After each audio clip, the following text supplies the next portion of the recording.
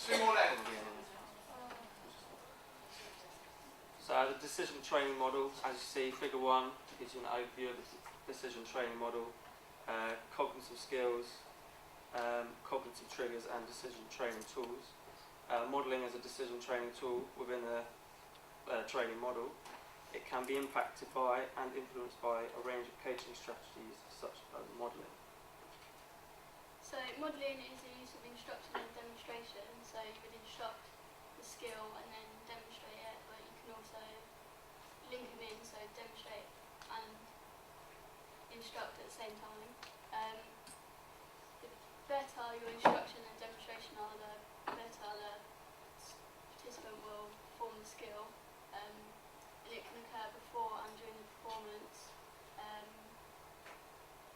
It does occur after the session, but it's being classed as feedback. So you would feedback on ways they can improve, to instruct them on how they can improve and demonstrate ways they can do that. Pre-practice information. So the use of effective instruction helps athletes pursue optimum sporting performance. So obviously if you give them effective instructions and you instruct them on how to do things correctly, they're going to be able to improve most. If you instruct them badly, they won't be able to improve that much because you'll be giving them the wrong information, so that therefore they'll produce the wrong kind of skills. So yeah, same. Use of effective demonstration. So if you give them a very good demonstration, it's the same thing. If you give them if you're a good model of what they need to do, then they'll reproduce that same model, so then they'll be performing effectively.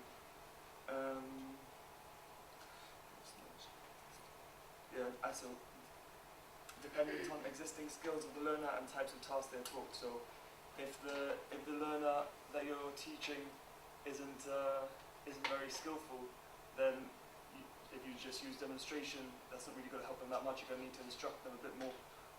Whereas if they are very skillful, then you could just demonstrate without really, you could not using instruction that much, because demonstration would be enough for them. So we came up with some examples of different types of instruction and demonstration. So if you were using demonstrations, it could be things like doing actions while you're explaining something, or gesturing, or it could even be things like watching a video of the perfect model of a skill that you're trying to get them to learn, so that they can see what it should look like. Then you've got written instruction, so you may not actually be saying it, but if you give them something that's either got writing that says first you need to do this, then you need to do this, or even pictures that show step by step, that can help as well. And also actually physically moving them into the shape that they need to be in to perform the skill. So physical manipulation, so that they get that kinesthetic feeling of what the movement should be like when they're performing it.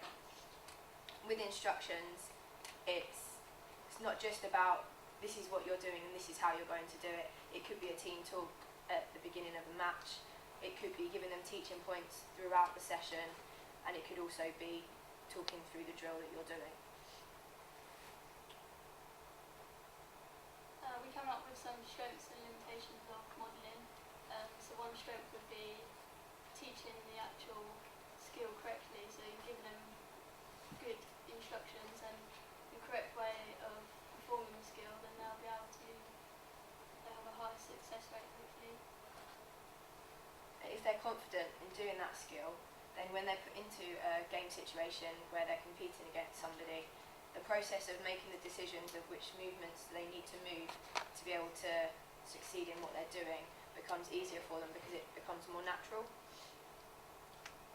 Limitations, you've got, if the model is incorrect, the performance will be impacted. Basically, if you're telling somebody to perform a particular skill, if you do that incorrectly, they're going to be performing that skill incorrectly. And also a limitation is that if you instruct them wrongly and they produce the wrong skill, it's harder to then reverse that, because once they've learned the wrong skill and if, let's say, developed a bad habit, it's harder to then reverse that bad habit.